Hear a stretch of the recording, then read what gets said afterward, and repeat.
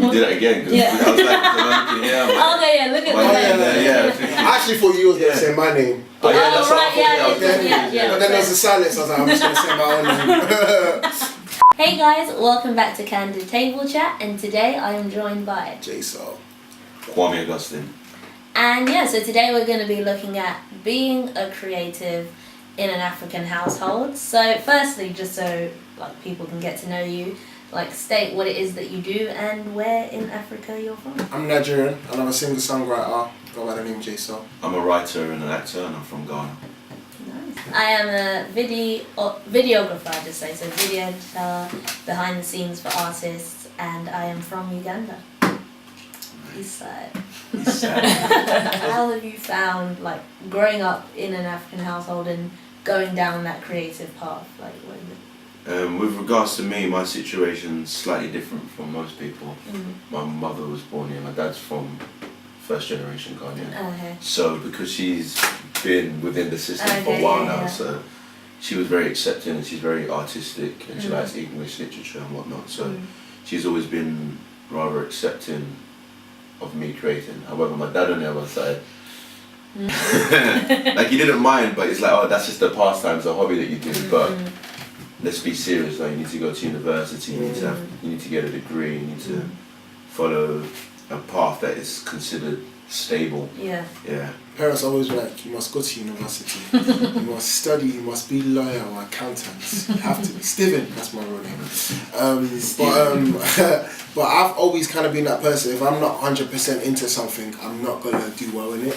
And I mean, I didn't go to university, even though my parents still get at me and like, you need to go to university. You have to have that backup. But I've always said my backup plan is making my plan A happen. So that's always been the way I've kind of thought about it.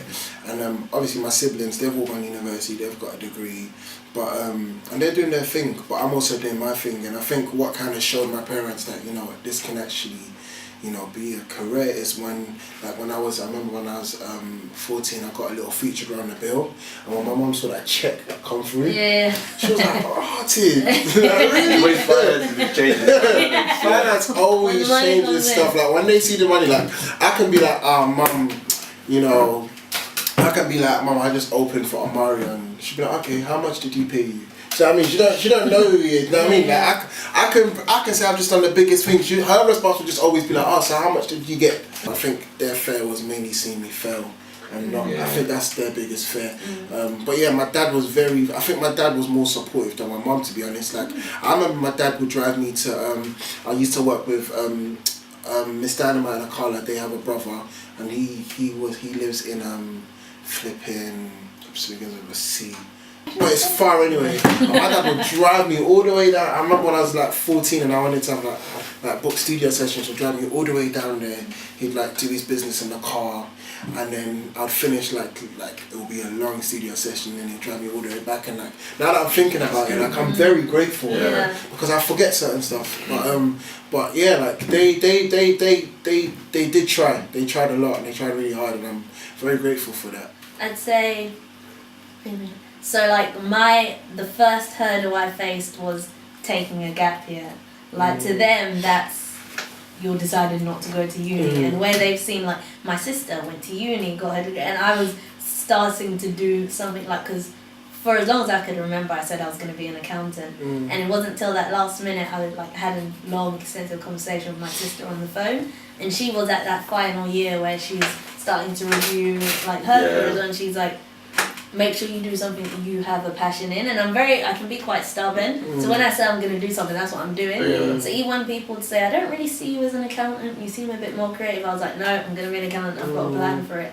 So when I made that decision last minute, it was April, I'd been accepted, I was going to go to, what's that uni in Birmingham? Aston Uni to do accounting. And I was like, yeah, I'm just going to, never studied media, I'm going to take a year out, get experience and get into uni. So it was convincing, like, you go through your mum and then your mum speaks to your dad. But it was and I think that was the first time she had seen me put my foot down, and she was like, you know, she always says like, when you're 18 you're now an adult, like I can advise you but you make your own decision.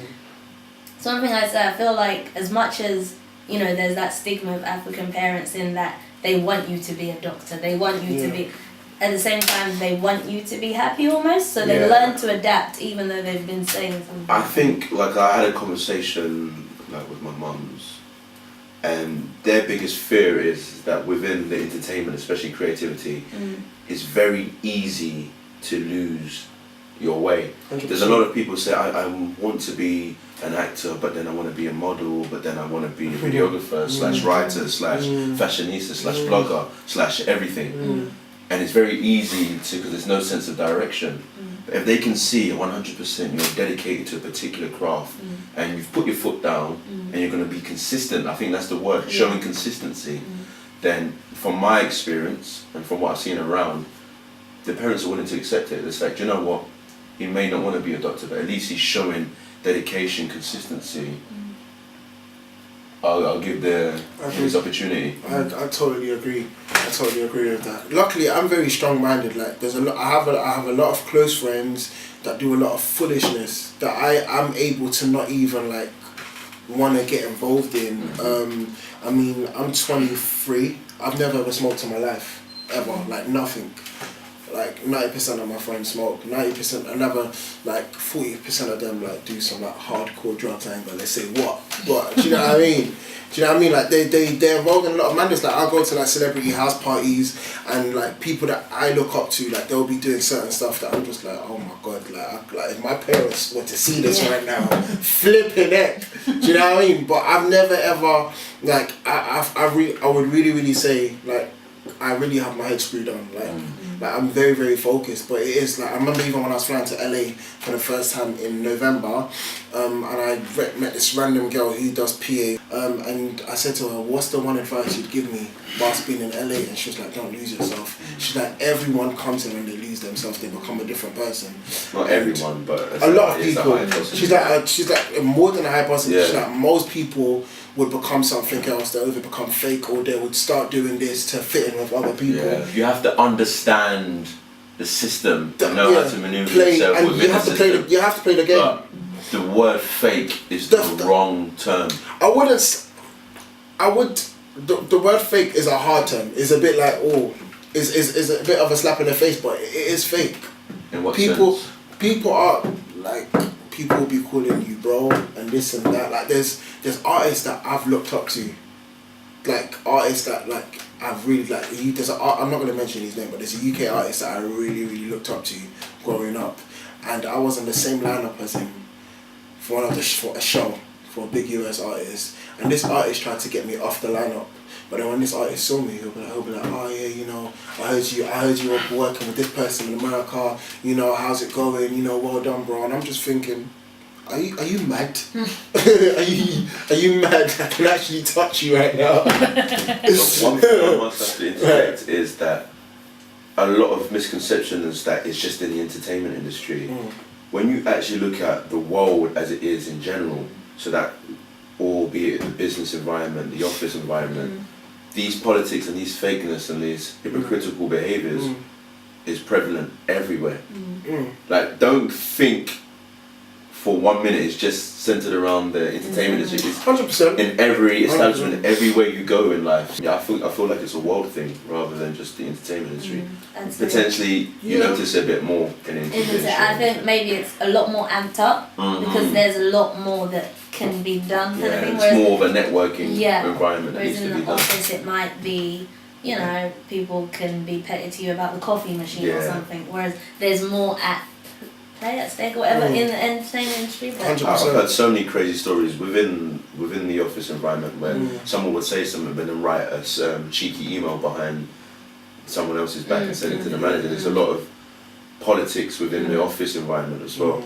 So bringing it back, I think what helps, I can only speak on what I know, coming from an African household where they instill certain things in you, it's harder to lose that almost. So you go there with those. So I'm a very respectful person. That was something that was like drilled into me. So no matter, I'm pretty sure no matter where I get to, I'm always gonna have that respect for other people. I'm not. There's certain things like you said, like I never really smoke weed or anything like that. That's just something that to me is like, don't really need to be doing that. And I've been in situations like in the entertainment industry when, like you're saying, there is like drugs around and stuff. But for me, that's just like no. Down to your core values, Yeah. like what you want to do. Because another thing is that they want to show off to their friends. So I don't know about your parents, but my parents, they want to like, obviously like they want, do you know what I mean? Like it's kind of like a mini competition, like, do you know what I mean? Like a lot of their friends would all be kind of similar ages, so it's like, oh, what's your son doing? Do you know what I mean? No one wants to be like, oh, my son's, you know, dropped out of uni. No one wants to say that. No one wants to say he's taking a gap, he's finding himself or whatever. You want to be like, yeah, you know, he's studying law or studying accounting or whatever. But another thing is that like my mum's friends would kind of go to my mum and be like, I've seen your son on TV, he's doing really well. That's and obviously that's, like, of course, like, definitely, my mum would be like, oh yeah, you know, my friend, you know, says show you on TV, like, well done, you know what I mean? And I'll be like, okay, cool. That was during my gap year. 100% it was for me. I wanted to get into like the media industry. But one of the things in my head was, right, my parents have let me do this. Let me prove to them that this was for a reason, and that's how I ended up like doing the whole MOBOs and like winning the competition and working with directors and stuff. And that was one of the driving factors. Like, you want to make them proud. The fact that they've accepted it, they're not doing you a favour because you are your own person. You should be able to live your life. But that was a big thing to me, and I want to like repay that and show them that it wasn't for no reason. And I think that's important. I think that kind of helps you go the extra bit harder. Like I don't know about you guys, but I like to prove people wrong. It kind of helps me work harder. Like when people are like, you can't do this, I don't know, it makes me feel a certain way where I have to prove them that I can do it. In universities, I studied film and video, and in my final year, you have to do a PDP, personal development plan, and like write it out. So my plan was, after university, I wanted to get an internship, like in a music video production company.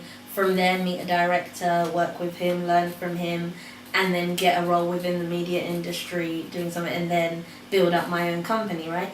And they said to me that plan was too wishy-washy. There was no like certains. It was all hanging on ifs, and if this happens. And like I didn't really do well in that module. But after uni, I got an internship, worked with a director after that, and now I'm working as a video editor for like a company. It's that.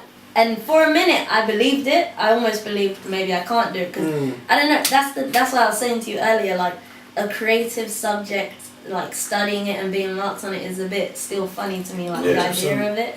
So, and when you see that grade next to it, it's almost like words are powerful things. So it's almost like to my ideas, they were saying it's wrong, and I nearly believed it. And I feel like, especially in not just the creative industry, any industry, is that people always will say that you can or cannot do this. Like the conversation we had earlier, like they want to put us into boxes because putting people into boxes and categories makes people feel comfortable.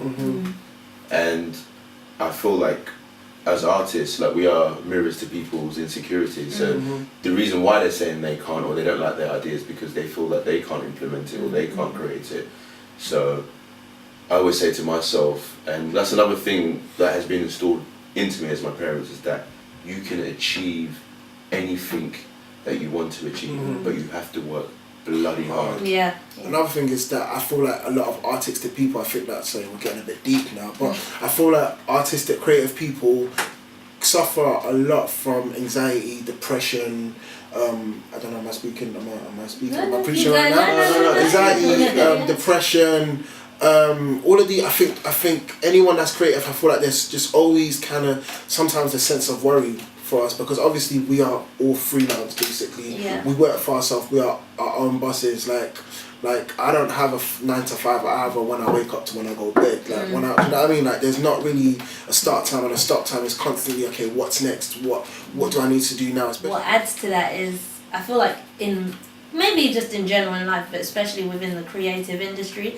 you have to get used to hearing no so many times, but and pick yourself up from it. But that's what gets people down, because there's only so many times an individual can put themselves forward in order to be rejected. Shut down, and it's even harder when you're doing something, like you're creating something, you're giving yourself, your art is a piece of yourself. You're saying, I'm giving you myself, my creation, for you now to judge and then reject it. Do you know how difficult that is to accept? And sometimes maybe you haven't 100% accepted it. You're just so move onto the next. It's just, so when it all comes down, that's why anxiety, depression. I get 100%, and I feel like there's a lot of like I'm very resilient, so I'm always gonna keep going. Do you know what I mean? Like hearing those, like okay, before it was kind of cool. Like I liked hearing those, like cool, I'm gonna prove you wrong kind of thing.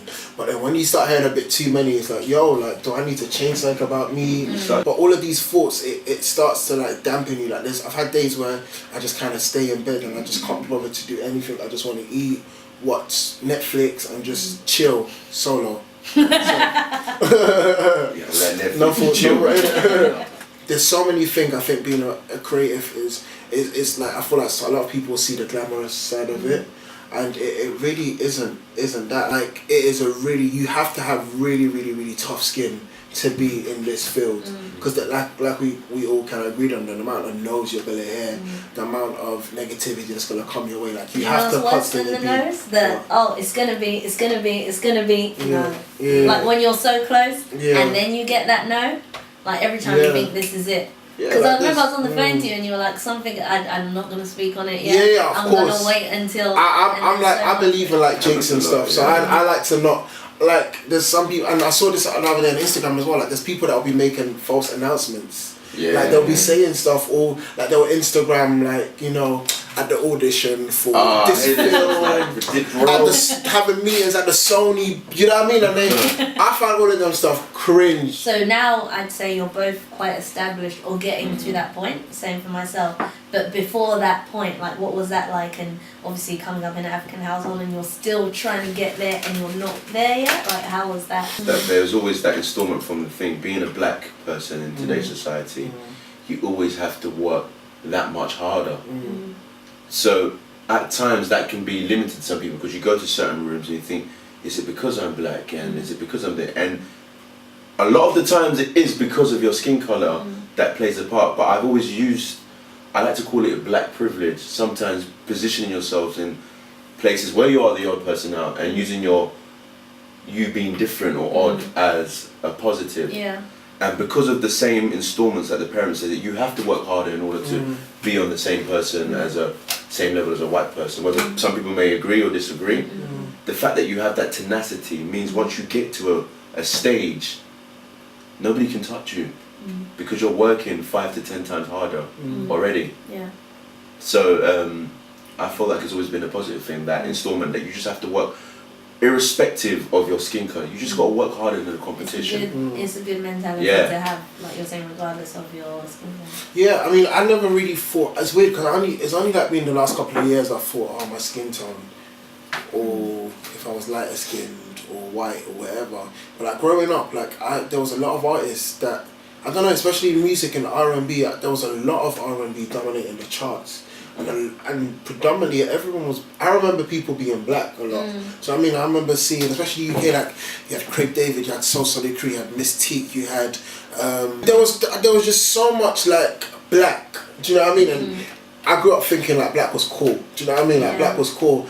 And it's only been like maybe the last 10 years is kind of changed. I don't feel like, I mean, some people might say it's still the same, but no, it's not really. Like obviously nowadays, like I'm sure like a lot of us don't really listen to like top 40, top 10 music anymore. Like I couldn't tell you what's number one. Can you tell me what's number one right now? Can you tell me what's number one? I think it might be Harry Styles. I'm not 100%. I listen to top 40, but anyways. You should have just lied. but yeah, like back in the days, like everyone would watch Top of the Pops, and you'd have great performers. Like there was, do you know what I mean? There was also like a good like mixture for a lot of people now. If you want to hear like the urban and the R&B stuff and the hip hop stuff, you do have to basically go and kind of listen to your own streaming. And I think that's just because the industry's just changed anyway.